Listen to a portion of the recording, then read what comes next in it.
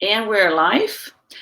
Hi, everyone from Helsinki, Finland. It's the first interview I have today as part of my campaign to recognize the importance of communities we have today. We are in this very historical, exceptional times with coronavirus, and I have my guest here with me, Johanna-Mai Riismaa. Hi, Johanna. Hello from Tallinn, Estonia. Hello. So I'm featuring you today as my first guest, and thank you to Alexandra who put us together. I'm really inspired. And what I want to tell you and I want to interview you, Johanna-Mai, is to bring in the focus on communities, because right now it's my third week working from home, remote work, everyone, right? And what we are doing right now is actually reaching out to people as never before. So as COVID connecting people, I've been in touch with my 10 communities that I counted on Telegram, on Facebook groups, on Instagram groups, whatever you name it, my Erasmus exchange groups. We're sending each other music videos, whoever plays any music instrument.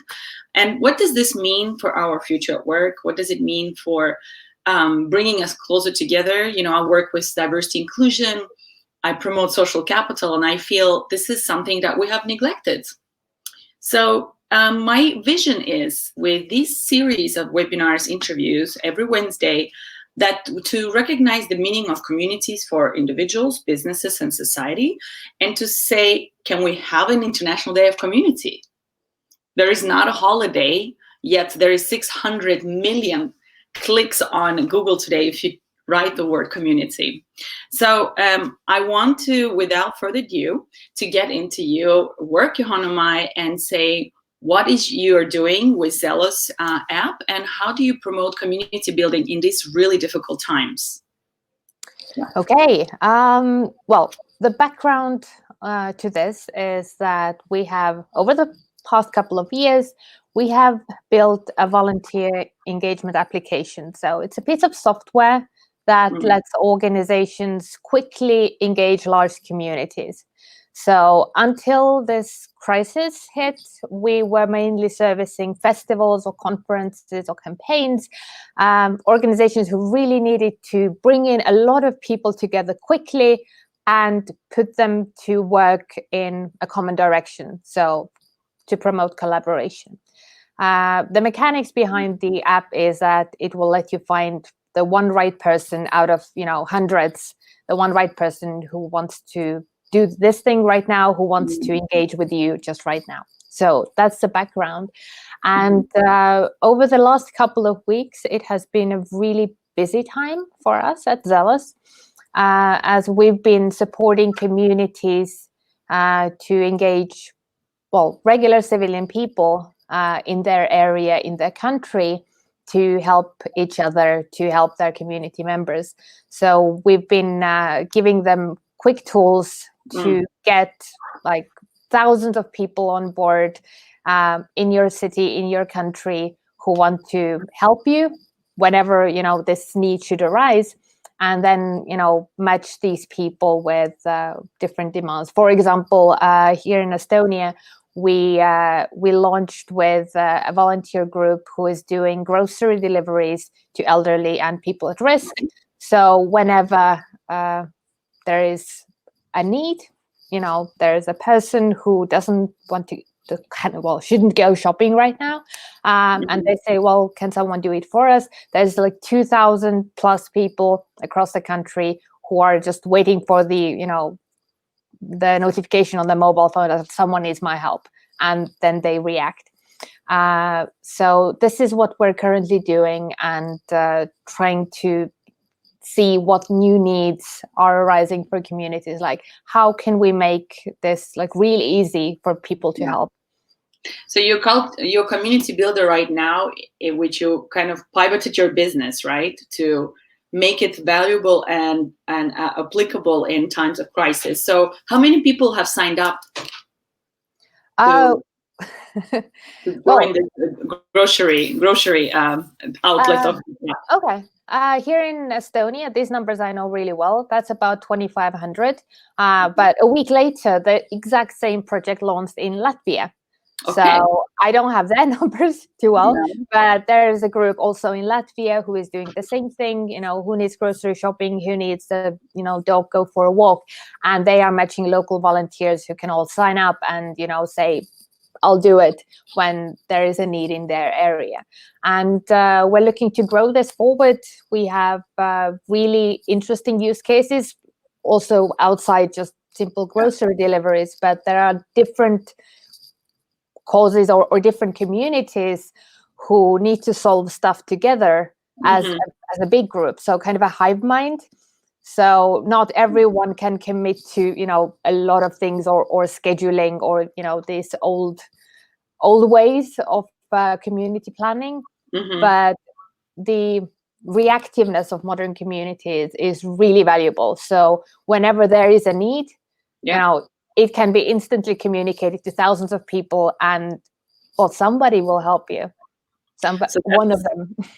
So that's the benefit of having this nicely thought through technological solution to just say, how can you reach a lot of people and get them to do what they want to do here and now, because it's also being timely, right? And so how do you, if any other country wants to use this solution, how long does it take to get it into use? Here in Estonia, with this grocery group, we launched it with 48 hours, and this is something that we're working on to make it so easy to launch that 2 days later you can actually throw it out there. It's like, guys, anyone who wants to help, this is the way. This is really easy access to helping the community, and then you start building that. Yeah. So 48 hours, and then you have an easy, scalable way to communicate and gather your volunteers. Okay. And before we go on further, how do you manage, and if I can ask you this personal question, what does community mean to you? And how did you find yourself reaching out to people, or which communities make you feel, okay, I can get it, I can do this? I think my definition of a community is people who want the same thing. So there needs to be some common goal that, why we work together. Even if that goal is just we want to have a nice community, if it's a neighborhood community, we want to have a nice neighborhood. So we're all working on that. Essentially, it can mean so many different things. I mean, my family is a community. When I go to a university, then my study group is a community. We're all working towards the same thing. And this is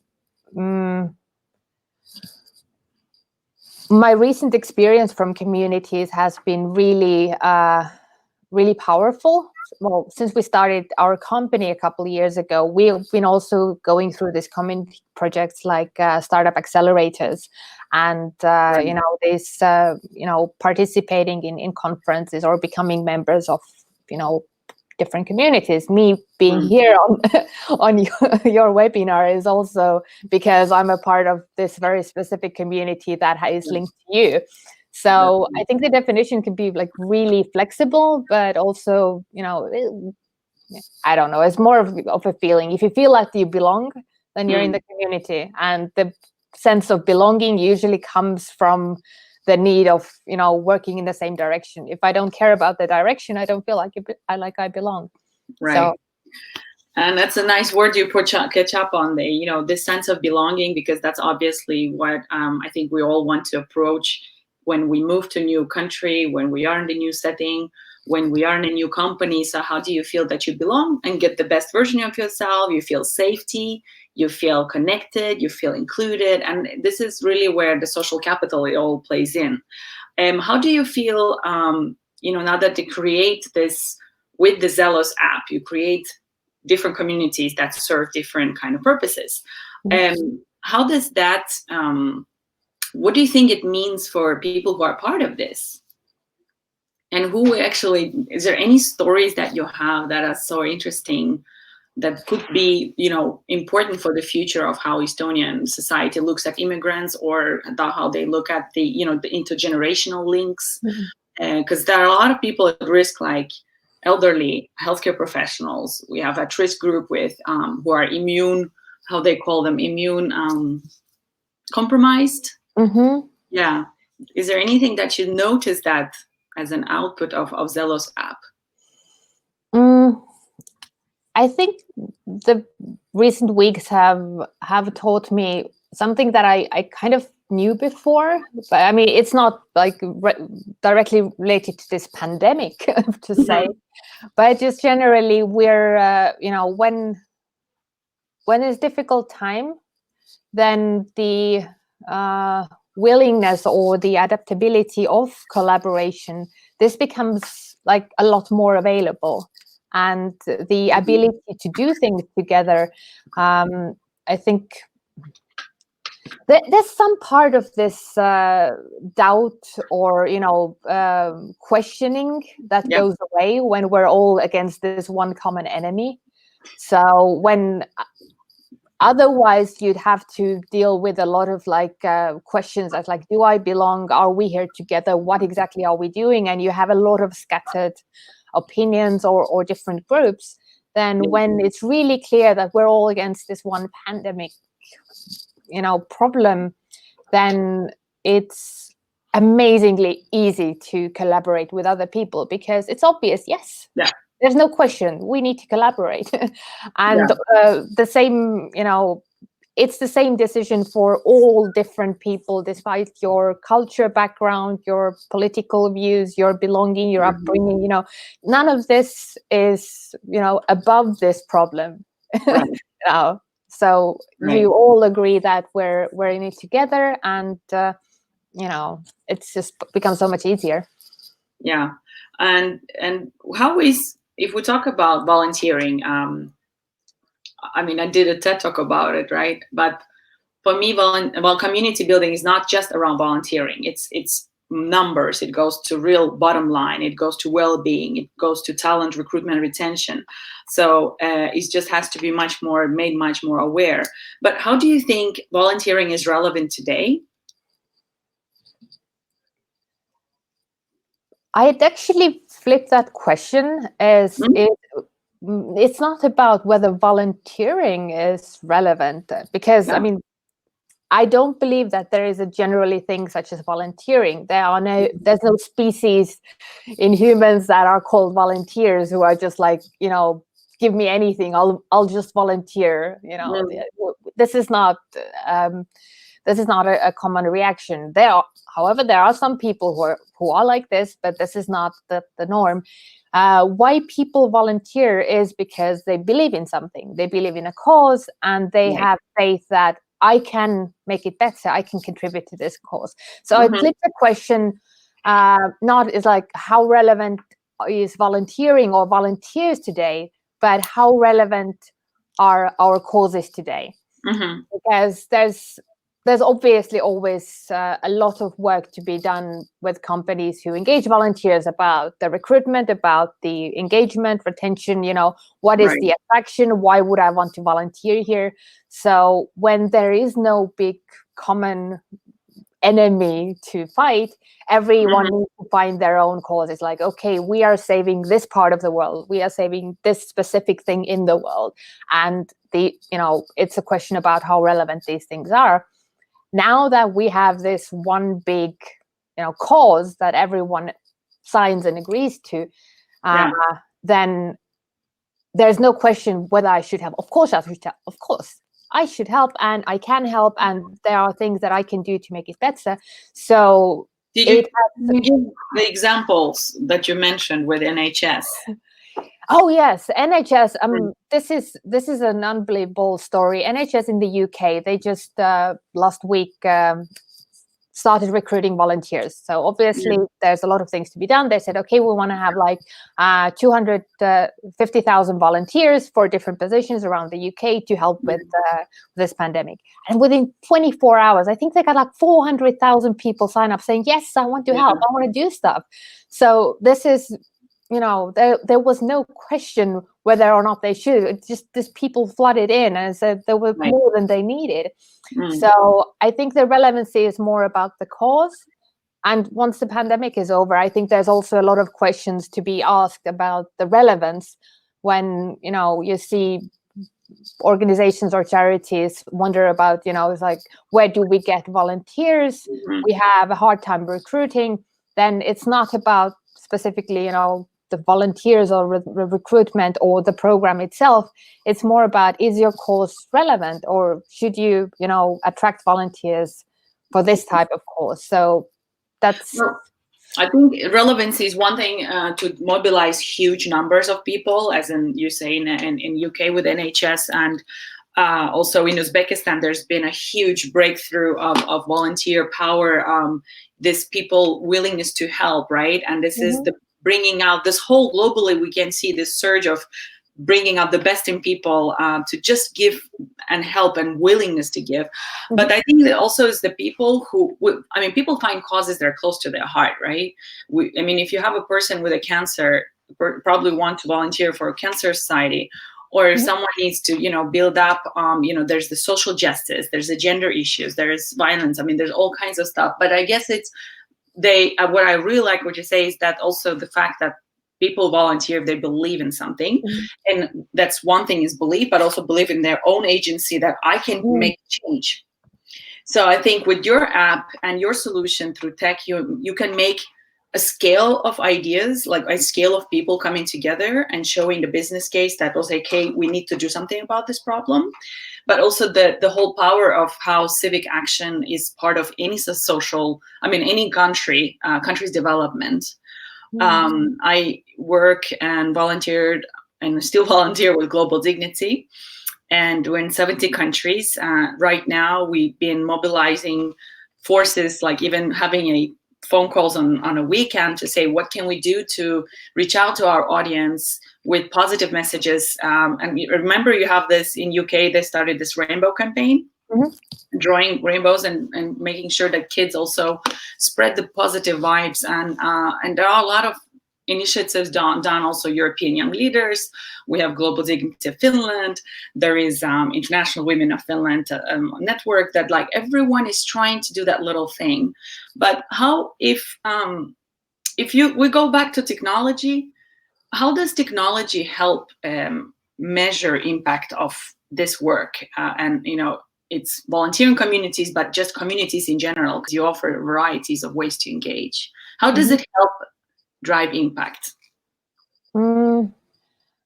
Probably in quite a few ways. So the obvious ones you already mentioned, that there's, if the volunteer clearly understands what the expected impact is, or what is the direct results of my work, this is immensely motivating. So technology allows you to get this type of data, get this type of specifics. So if we take two different cases of the old school way of like, oh, let's all come together as a community, we'll have a session and then we'll talk, and then we as a group decide to do something, and this is really, really nice in a small group. Where people can really easily interact, 10 people, I know what you're doing, you know what I'm doing, we have a feeling. But it's not specific, and there's very little data that's left behind. I know a lot of organizations are trying to enforce like this data layer on this type of collaboration, saying, okay, 10 people got together, now you have to log your hours, now you have to fill in a spreadsheet or, something, which is, that's... Nobody wants to do that. Nobody ever. I've given my time. I've given my effort. I don't want to fill in spreadsheets. Like, that's not what I'm here to do. Right. But this is one of the things that's happening right now. Whereas with a technology layer, there's also different ways of approaching. But okay, you can also log your hours into technology. You write down your stuff in an app. It's a little bit easier. I think the ultimate goal for us would be to get the data as automatically as possible, so people don't have to do data entry. And why this is important, I think, to get information about like who exactly, not like exactly did what, but how much we did. Was it hours? Was it some items? Was it goals achieved or something? if we have information about what's been going on, what we want to do next, and generally what the trends are, this is motivating for the volunteer. I understand what I'm getting involved with. I understand what's expected of me, and I also retrospectively enjoy the contribution. Like, there was 1,000 of us, and we all did this much. This is an immense amount of work. And then there's this, I don't know, extra active people who achieved like super lot. So we say like, oh, they've been really active, and we all together achieved a lot. So that is also motivating. Another thing is, if you are able to quantify the work, and not just by logging hours or documenting the process, if you're actually able to give some sort of quantification, is like, we achieved something like this amount of that, this will give you so much leverage, both with getting funded, getting media, getting all this attention that every cause actually needs. Like, they achieved something. And just we have 7,000 hours volunteered this year. That doesn't really give you any like real information. There's just some people hung out. That's right. It's really different. Right.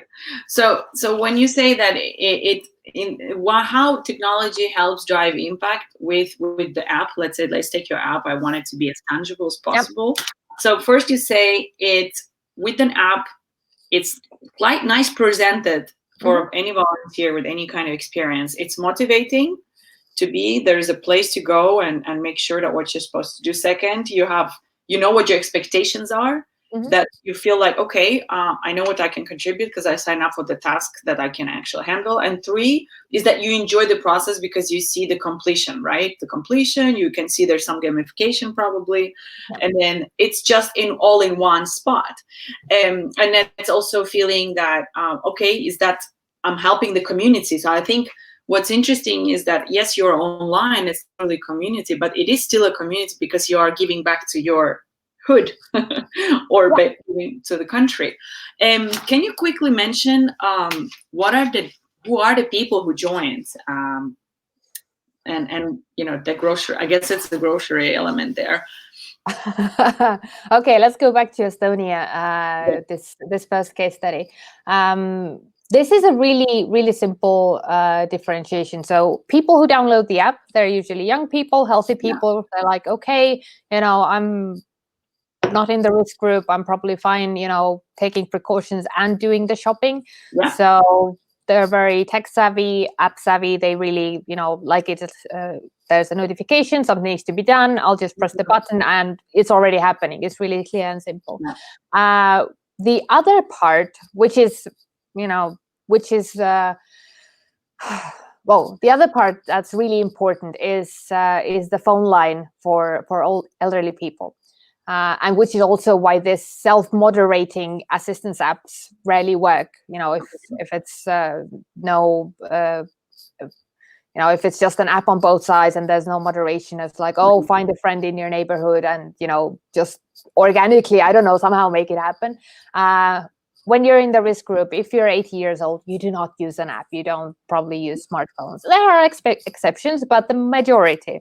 Like I'm saying, it's exceptions. I have a lot of 70-plus-year-olds in my family who love their smartphone and they want their most recent iPhone. Estonia is easy, right? That's not a joke, right? So they exist, but still, the large majority of people in the risk group who can't go out, who don't have family to service them, they are more likely to call the phone line. And they call the phone line with a lot of different things. Sometimes it makes sense, sometimes it doesn't. And this is why I think the implementation of Zelos has really worked for the Estonian group, because it's not like an open marketplace. There's actually a team-moderated call center that does the triage. Is like, okay, this is a really good request, go shopping, we will post it to the volunteers, this is go. And then sometimes there's stuff that you just don't need to be posted. There's someone's asking for money or asking for social services. You do not want that getting the attention of all your thousands of volunteers who want to help. You need to triage it, and also the access point of being able to call in and there's a person talking to you. So with the system that we've currently built, you can put these two together, and these really different target groups, they start making connections. And how do you feel that will affect in the future? So, okay, we have now, I think you mentioned also that you have exchange students signing up for this. We do. And what was there? What was they supposed to do? This is a lovely example that Estonia is a really small country, and I mean there's like 1.2 million, right? Yeah, something like that, and there's still a lot of friction in with the local people and people who are coming. I mean, old people, they're not used to having foreigners live in Estonia, so all these exchange students, they're really exotic for some of the people who like don't live in the central capital.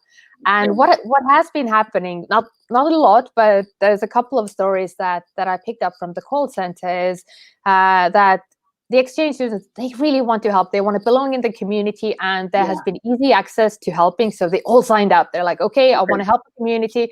I'm stuck here in Estonia. I can't go back home. So I'm going to help the community here. Yeah. So, and they pick up these grocery tasks or other type of tasks. Like, I really, really want to help. And they get connected with these elderly people who probably have, for the past 2 decades, they lived at home, and they have never, been in direct contact with young people from a foreign country. And they don't even share a language because they don't speak English, and the foreign students, they don't speak Estonian. But because they're in it together, the goal is like, lady, you need groceries, I'm going to bring your groceries, there you go. They have to make it work somehow, and because it's an act of kindness, it's an act of good, and the person is actually getting some help. So this is a really like a positive way of making these two so different people who would otherwise never meet this like a distant moment, 2 meters apart. That's right. But they still have a glimpse into the other world, and I think it makes the world a little bit better when you have these experiences. Exactly, and then at the same time they come together as volunteers. They forget who their differences, right? They forget the differences, and then they make these connections, which help those exchange students or international students find a footing in that community, which otherwise makes them feel unwanted, right? And it can be like that still when we have these negative prejudices, whatever, towards people who look different. So I find it also quite parallel to the work I do here in Finland, that promoting social capital, it is that thing that you diversify your network. So first of all, in Finland, there was a study made by Shortcut. It's a community for entrepreneurs, international entrepreneurs. They said that 85% of jobs in Finland are laid through referrals. So it means for people to be really breaking that gap to the job market, you need to be friends with the Finnish professionals to be able to be recommended. So how can Finnish professionals can diversify their networks? I say, well, you can give skills, you can become a mentor, or you can, volunteer for a cause where you will see people with different ethnic backgrounds, cultural backgrounds, age, whatever. So that social capital becomes like a natural way to diversify your network. That would say, okay, who could be fitting for the role, and not necessarily culture fit, but also culture add. So that's a long talk about diversity inclusion debate. But talking about figures, like financial figures, I think it's important to look at it, even though we don't have the numbers of community. What does community mean in money? But I guess it would be nice to see how your work like spreads and evaluates the social contribution. In Finland, they say that the volunteering contribution is about 2-3 billion euro. In the US per year, it's $200 billion. And we know in Canada is another huge volunteering nation. The Trudeau gave 100 million Canadian dollars to make sure that every young person has opportunities to volunteer.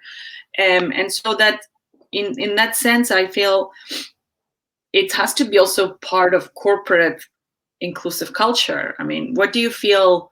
How does that fit into future of the way we engage as employees, as professionals to our communities? Do you have any visions or takes on that? I am seeing a clear trend that it is expected from employers to have some part of social impact, like in the company. So if I work for your company, I demand some sort of clarity about whether the corporate donates, supports, what are the values that you're supporting? Is there a direct angle we're supporting, marine life, human rights, what is your, angle? And how can I, as an employee, participate in that? So can I, is it just by working here, I support these causes, or can I just also personally add to it? And this corporate volunteering, I think this is a really growing trend because, if I don't have these options, I will go work for another corporate who gives me these options to really contribute. So having these, paid hours for volunteering is definitely one of the ways that employees will want to engage. And how that will and is making sense. I mean, this is a completely different webinar topic. We can do another hour just on corporate volunteering, but I think this is really important that it gets figured out. How do we mobilize our regular employees who are otherwise in accounting, in customer support? How can they feel that they are contributing to a bigger picture if the company itself isn't directly cause oriented? If it's a regular for-profit corporation, what is the angle of impact that makes me want to work for this company? That's right. And it's also kind of demand of the future workforce that was it 70 to 80% of people want to give back their skills instead of passive community work. And so I think we already passed our time, but it's nice to keep on talking on this. I think it's just important to remember that to make impact as anyone who you are, you need to fall in love with your own community. And I agree. And like even exchange students trying to give back in Estonia, these are great stories to say, like, breaking the social boundaries and breaking the prejudices and going back and say, well, I'm a human being, you and I are connected. And hopefully that there will be more purpose and sense making during this time, as long as we're not as long as we're allowed to move around. Right now we are on a lockdown. I don't think that movement even has a role to play. I mean, I have been way more connected to all of my communities during this lockdown because everyone became super active online, and I didn't have to show up, but they just came into my laptop and they are being really present for me. So maybe to underline this as a final cause, that I absolutely disagree that technology will kind of make us drift apart or kind of block the human connections. I think it's exactly the opposite. What I see in my work, that when you engage a large community, if you do it the direct way, so person to person, and we have a thing, and then you bring in some friends, it becomes a really homogeneous community because you're like me and your friends are like you, and it doesn't really get out of this bubble of ours. But and there's good reasons for that, because it's easier for us. It's easy for me to talk to you because we have so much in common, and it's harder for me to engage with someone that we don't have common things. So I'd rather go with you than them, and that's really normal, and that's the easy way to do. But when we put technology in between, these big communities, we have a like a virtual playground, how people can access the community, how they can enter, and you can delegate all of this micro level management to the computer, so you don't have to, exchange emails about, everything, but you give access to, grocery deliveries. It's about pressing a button on an app and showing up. That's really easy. And we don't have to go through this cultural levels of saying hello and what is your rituals. It's like, no, I can just help because it's standardized. And this will give us an access to a way more heterogeneous community material, because people who are different than us, they still have access on the same terms because it is set by technology. So that might be a really important player in getting, other kind of people involved in our type of community. That's right. And that's why I think communities need to be getting much more attention, because there's a lot of disconnect at the moment. Who is doing what for who?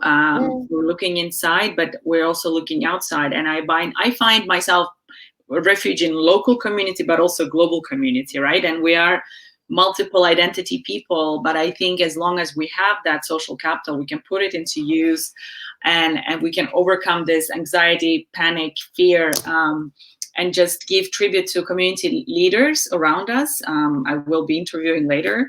And I have another one online here, Emilia, who is working in Thailand. Thank you, Emilia. Barbara in Venice, Priyanka in Italy, from India, but she's here in Finland with International Women of Finland. So there's a lot of people who, people like flow of ideas, and community builders like you, because you have the driver with your app. So I hope that we can celebrate this more and do get this to Day of International Community Celebration. Yeah. I'm going to do a little advertisement here in the end. Next weekend, we're participating in the Global Hackathon with our team. So if you've heard, there's been a sequence of Hack the Crisis type of movements.